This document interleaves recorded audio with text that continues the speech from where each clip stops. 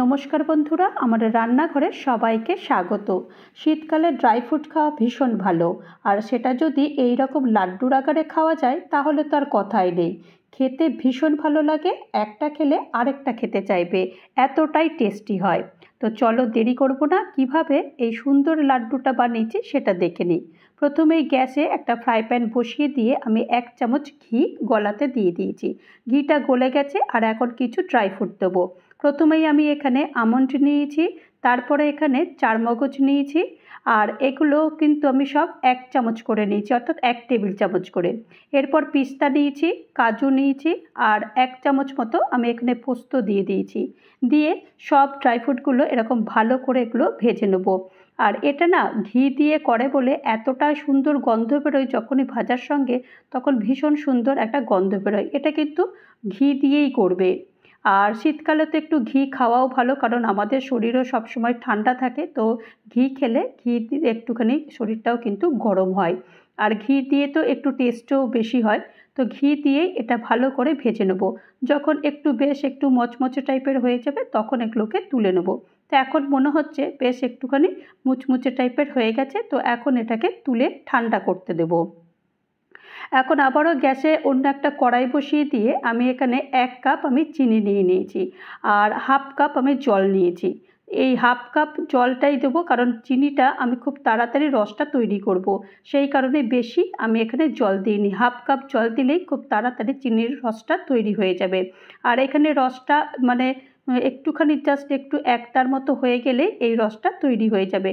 তো যতক্ষণ পর্যন্ত না রসটা তৈরি হয় ততক্ষণ পর্যন্ত এটা একটু মিডিয়াম ফ্লেম দিয়ে এটা একটু রসটা তৈরি করে নেব। তো আমি ফ্লেমটা মিডিয়াম করে দিয়েছি যাতে করে একটু তাড়াতাড়ি হয়ে যায়।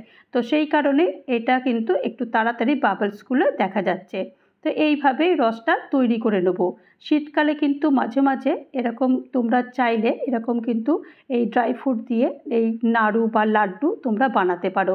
এই দেখো বলতে বলতে কিন্তু রসটা মোটামুটি হয়ে যাচ্ছে, এই জাস্ট একটুখানি একতার মতো হয়ে গেলে এই রসটা তৈরি হয়ে যাবে।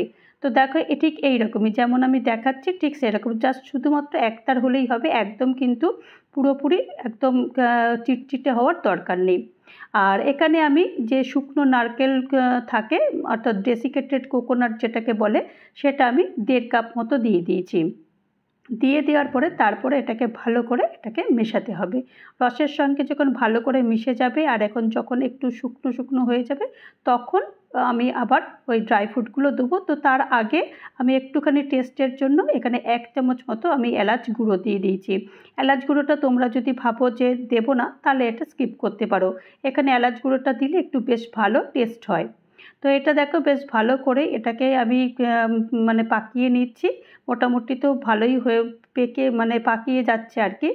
এখন এরকম অবস্থাতে আমি যে ড্রাই ফ্রুটগুলো ভেজে রেখেছিলাম সেই ড্রাই ফ্রুটগুলো সবটাই দিয়ে দেবো। দিয়ে দেওয়ার পরে এটাও ভালো করে এটাকে মিশিয়ে দিচ্ছি। মিশিয়ে দেওয়ার পরে তারপরে এটা একটু বেশ এই 2 থেকে 3 মিনিট, একদমই মানে সময় লাগে না, খুবই কম সময়ের মধ্যে এই লাড্ডুগুলো হয়ে যায়।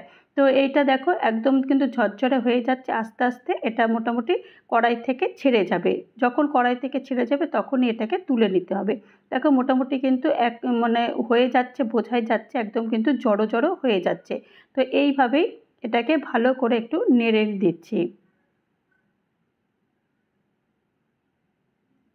তো দেখো মোটামুটি এরকম হয়ে গেছে, এর থেকে আর বেশি করব না, সবই কিন্তু একবারে পুরো একটা জড়ো হয়ে যাচ্ছে।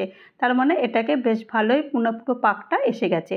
তো চলো এটাকে এখন একটা প্লেটে ঢেলে রাখবো। ঢেলে রাখার পরে তারপরে যখন একটুখানি ঠান্ডা হবে তখন এই লাড্ডুগুলো বানিয়ে নেব। তো চলো এটা প্লেটে ঢেলে ফেলি। প্লেটে আমি একটু ঢেলে ফেলেছি, দেখো একদম কিন্তু মোটামুটি ঝরঝরে হয়ে গেছে। তোমরা ভেবো না যে এটা থেকে ঝরঝরে হয়ে গেছে বলে লাড্ডু তৈরি করা যাবে না, এটা থেকেই লাড্ডু হয়ে যাবে। তো এখন দেখো এই রকম করেই আমি আস্তে আস্তে করে এই লাড্ডুগুলো একটা একটা করে এরকমভাবে বানিয়ে নিচ্ছি।